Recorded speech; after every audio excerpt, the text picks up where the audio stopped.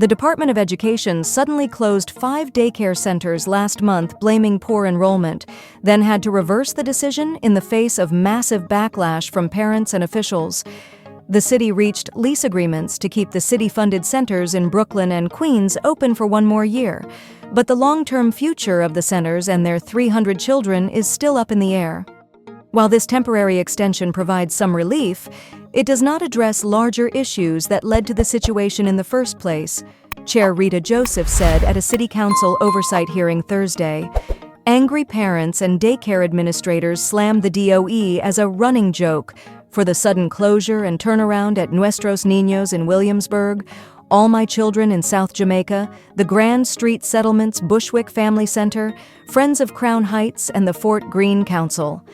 The DOE failed to conduct even the most basic investigation into how the database inaccurately reported low enrollment numbers, Mother Stephanie Garcia testified at the hearing. Instead, they chose to ban over 150 families and 80 staff members, leaving them to scramble for affordable care options and jobs. It's a running joke at this point.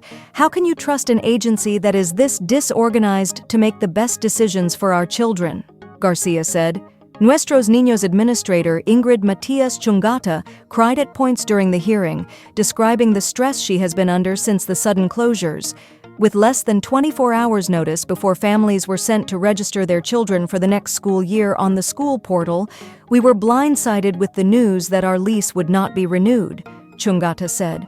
No conversations, no due process, no regard for our children, family, and staff. Simone Hawkins, Deputy Chancellor for Early Childhood Education at New York City Public Schools, admitted DOE officials used previous year's enrollment numbers to make the decision. We looked at the years prior, and it did not reach our standard of full enrollment, which is 95%, Hawkins said, but she mostly blamed the potential closures on the rent being too high. Our decision was made primarily, though, on looking at any leases that are expiring already or are set to expire at times, Hawkins said. These 5 sites qualify for that based on their termination. It is the exception, not the standard, for these providers to be occupying city-owned space, Hawkins added. Hawkins said council members have reached out with ideas to relocate the centers in nearby vacant spaces. During the hearing, Joseph also dug into why the city was millions of dollars late on payments to the childcare centers, as first reported by Gothamist.